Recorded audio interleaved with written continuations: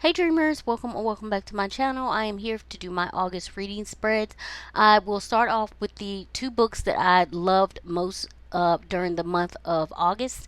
And so of course the first one is One Piece. This is the Omnibus Volume 3. Now the Omnibus contains 3 volumes of the manga.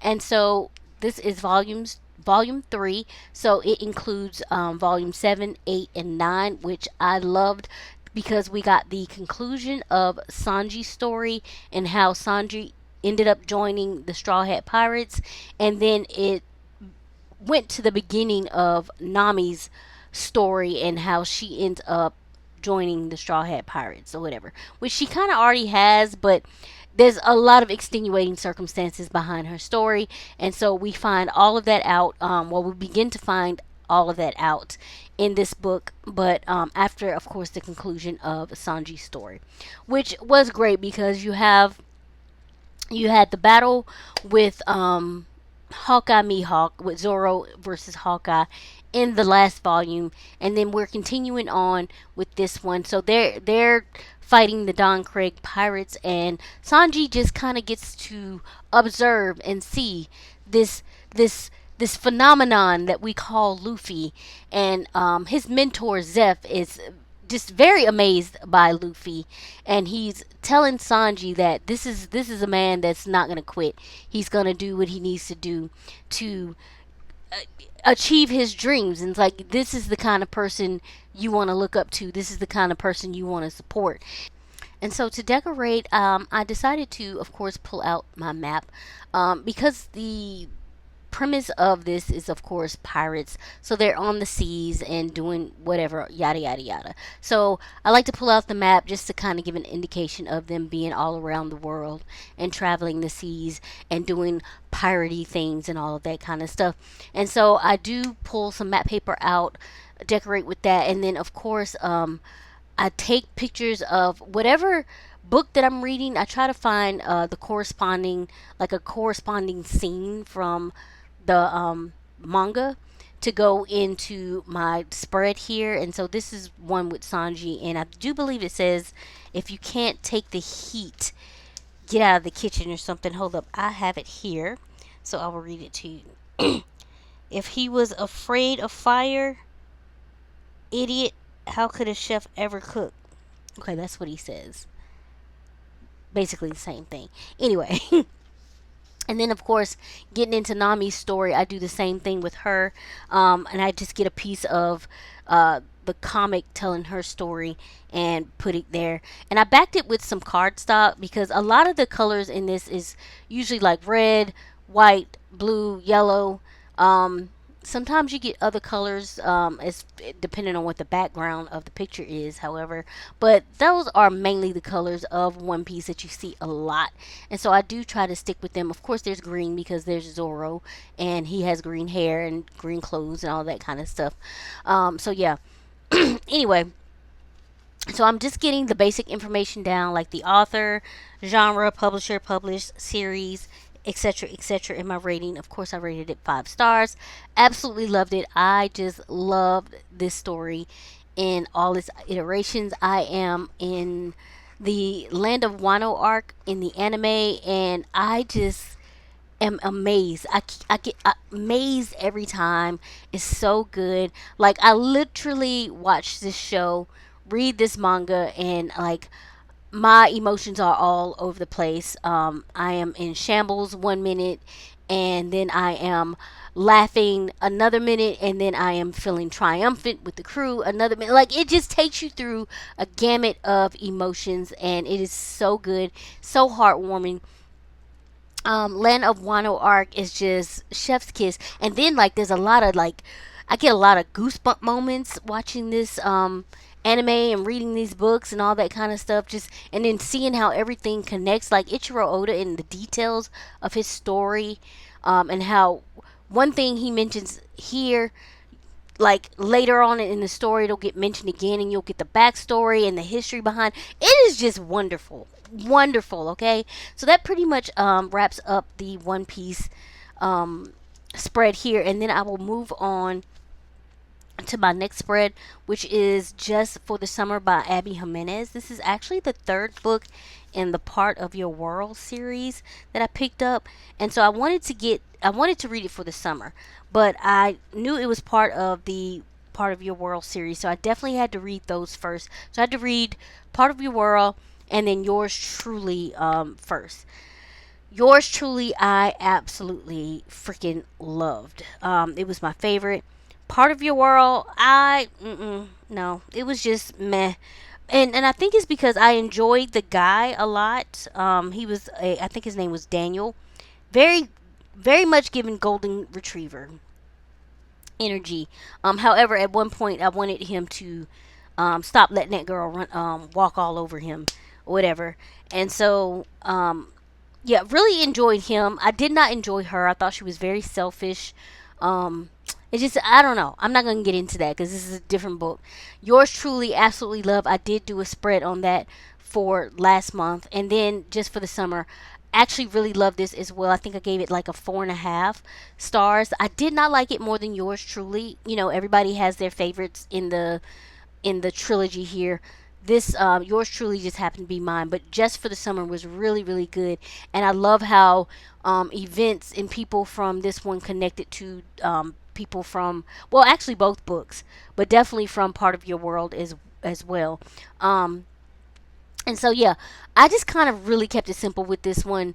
I found a picture of the people at the bottom there on the cover and printed it on tracing paper, if I'm not mistaken, and just put it splashed across the page there, just so I can, what do you call it, document it there. And then now I'm getting like the information down, author Abby Jimenez, publisher, etc., etc. And my rating, yeah, it was a 4.5 for me, and I just love the way that this book started. It started with a Reddit post. I will not go into details in case you are going to read it for yourself. I don't want to spoil anything. However, I love the humor in this. I really did enjoy the banter between the two people. I wanted the girl in this one, I wanted her to stand up because she was dealing with some familial issues or whatever. And however, she had been through this so many times. And I'm like, girl, at what point do you say no more? You know, what are we doing here? Like, this is a pattern of behavior, and I don't understand why we're still allowing for this to go on. So yeah, just very frustrated with her, but she gets her stuff together. So all in all, it was a very wonderful story, very beautiful. Loved it, and as I said, I love the way it tied back into Part of Your World. Very interesting, and I am just writing down one of the quotes, and it says, "It's funny how when you find someone you like as much as I liked her, the destination is suddenly wherever they are, even if there's someplace better, you wouldn't go if they couldn't come." And that was Justin. He is very much golden retriever energy as well. I do like the men that Abby Jimenez writes. They are just good people, just good people. Okay, so yeah. Anyway, so moving on, and now I'm just getting down to other stuff that I read that didn't necessarily wow me like the other two books. So first would be the Magnolia Park series. I do not understand the hype of this book. Maybe I will or this series. Maybe I'll understand it once I read Daisy Hates, which I already have in my stash, so I'm going to read it. And then I have the last one too, so I feel like almost obligated to read this entire series because I already have three of the books. One of which is the very last book, and I don't want to read the last book if I haven't read the books. Okay, I'm getting off on a tangent, but anyway, Magnolia Parks. This is basically just some toxic foolishness. Okay, back and forth. Her and BJ. It's like they go in circles, just finding ways to hurt each other and denigrate each other and degrade each other, and just, and they claim how much they love each other, but their actions do not show that for me at all. The ending pissed me off so bad.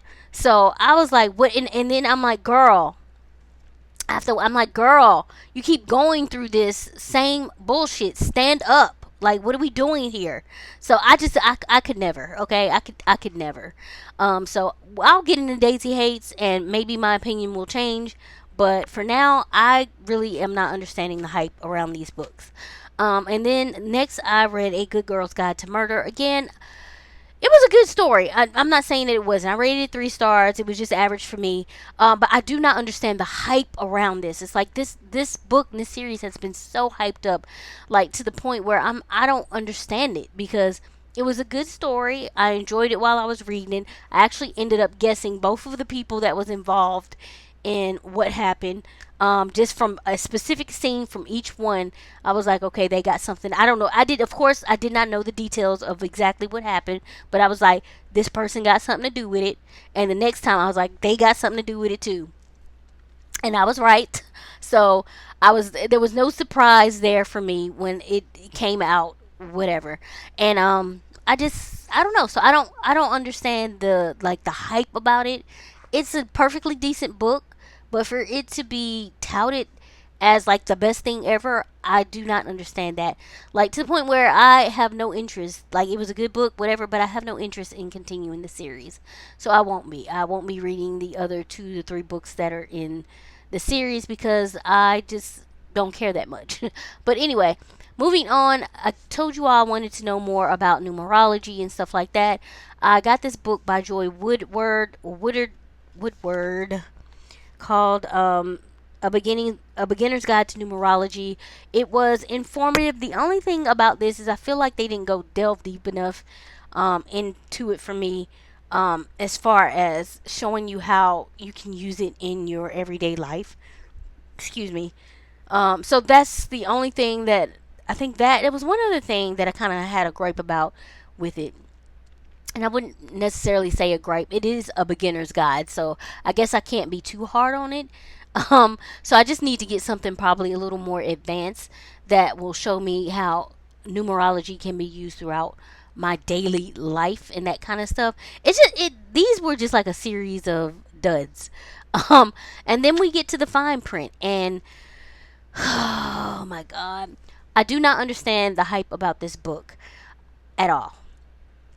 Um, the guy Rowan, he is not a good person, and how I know that is because he is a billionaire. He comes from a billionaire company, and he thought the best way to increase profits was to take leave people at minimum wage, and like it's something else ridiculous, like lower their or insurance costs, like or make it higher, like just something that was not helpful to his employees or whatever. This was his idea. And so anybody that's a billionaire that can come in and say, yeah, we're going to increase profits by reducing the workers' pay and insurance and stuff like that, that is not a good person, just fundamentally, okay?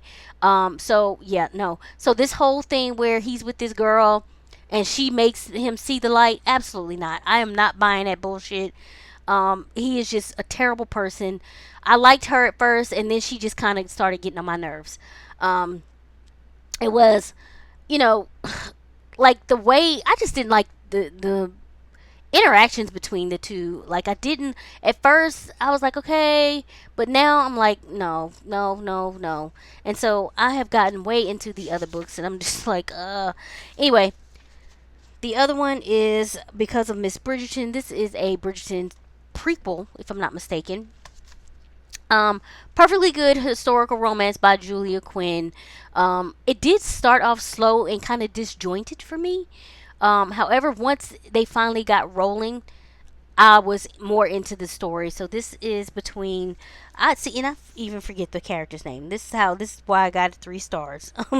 I think Billy is the girl and George is the guy, and basically they grew up together almost like siblings. They different families or whatever, but and he was 5 years older or whatever, and yada yada yada. And then I've read or listened to The Next Mrs. Parrish. I actually really enjoyed that. Gave it a 4 stars. I did not know that it was the second book in a sequel, so I listened to that. I guess you can do it standalone. I listened to that. It was very interesting. I basically liked the story or whatever.